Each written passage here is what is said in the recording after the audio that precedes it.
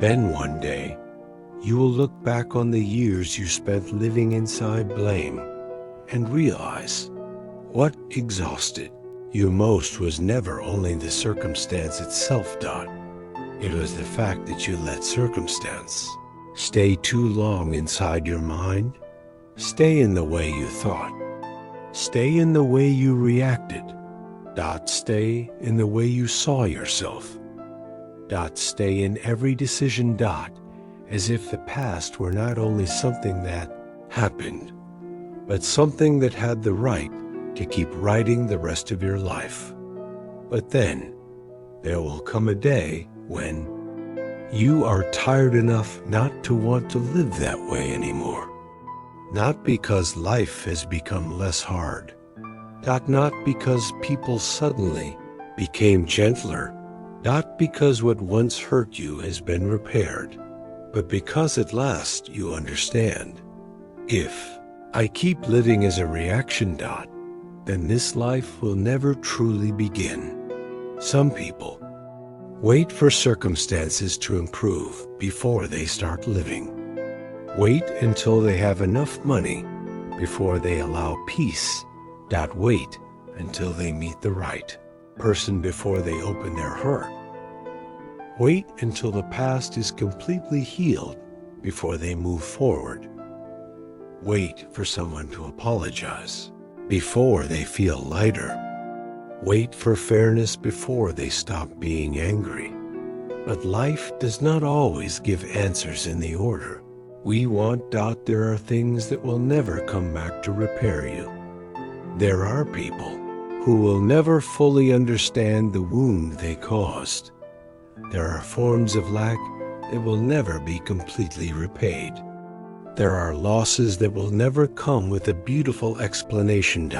And right there, a person will either stay trapped or begin to grow, because true maturity does not begin when life becomes fair. It begins when you stop using unfairness as the reason to stop living. Awakening is not a glorious moment. It usually comes very quietly. In a morning when you wake up and realize you do not want to complain the old way anymore. In an afternoon when you sit alone and suddenly see, if I keep going like this, I will lose too many more years. In one familiar wave of pain returning, but instead of saying again, it is because of them. You begin to say, all right, I hurt, but I do not want to keep giving all my power to this pain anymore. That is a very small change in words, but a very great change in destiny. Because from that moment, you are no longer only the one being acted upon.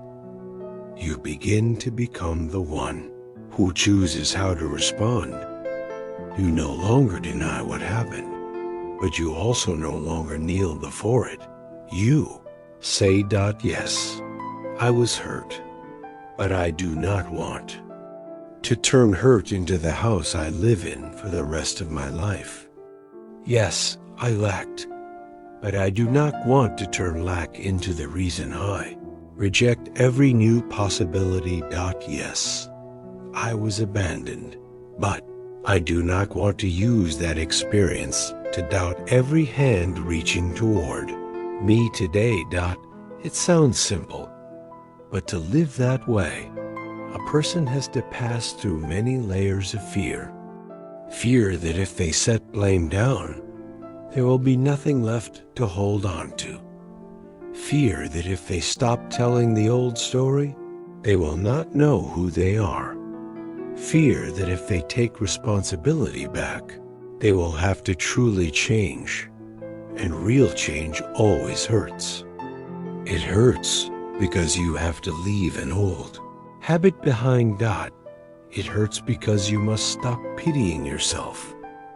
It hurts. You must see how you, too, helped prolong your own suffering. It hurts because from now on, there is no one left for you to hide completely behind.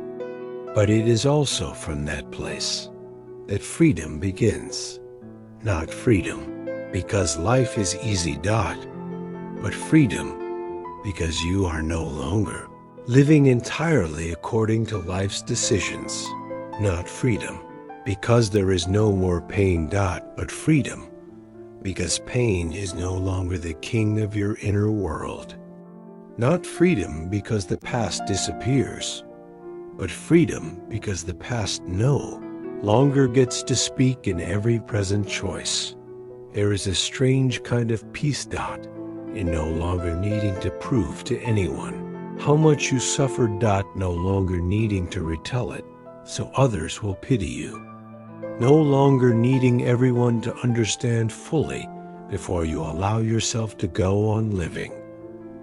You simply begin living differently, quietly choosing differently, quietly protecting your energy, quietly correcting small reactions, quietly learning how to stop before the old anger speaks, quietly learning how not to look at yourself through the eyes of the people who once hurt you.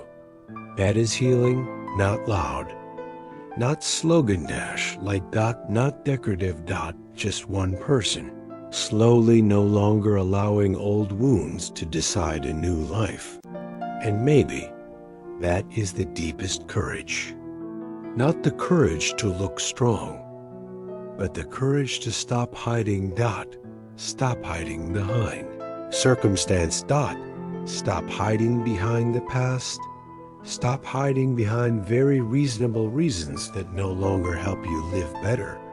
Stop hiding behind the sentence, I am like this because that sentence may have been true at one point, but if you keep it too long, it takes something very great away from you, the ability to become another kind of person, a person who does not deny the past, but is not possessed by it, a person who still remembers where they once hurt, but no longer uses that hurt to explain every time they refuse growth, a person who knows, I have reasons to be weak, but I do not want to turn weakness into a permanent home.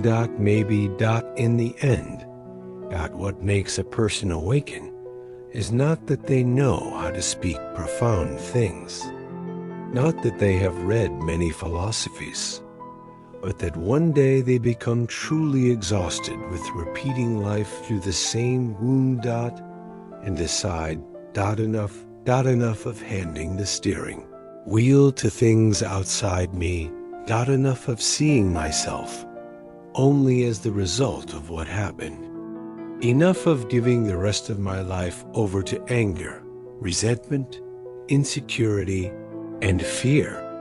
That does not make everything better immediately. Tomorrow, you may still hurt, still be touched in the old place, still have moments where you want to return to the familiar way of reacting. But the difference is, now you know what you are doing.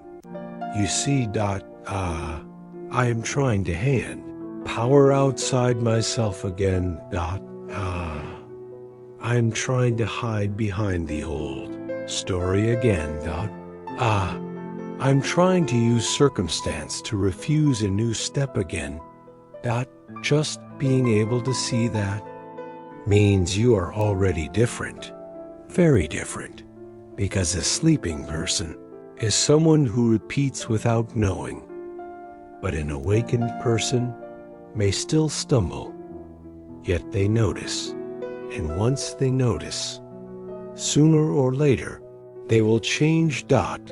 So if today, you are still angry at life, still feel deprived, still carry many sentences that begin with because of, that is okay.